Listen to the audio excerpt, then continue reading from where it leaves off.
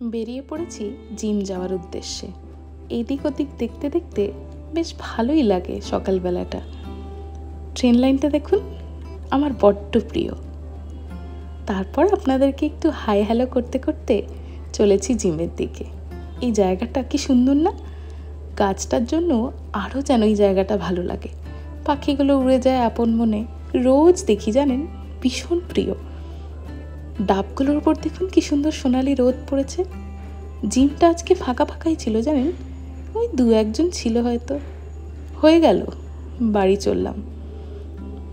এই যে আমার পুক্কুলালা, ওর সাথে একটু খুনসুটি মজা করে দেখি ওই জুয়েলারিগুলো চলে এসছে। কয়েকটা অর্ডার করেছিলাম, বেশ ভালো হয়েছে জানেন, কোয়ালিটিটাও বেশ ভালোই লাগলো, বেশ পছন্দ।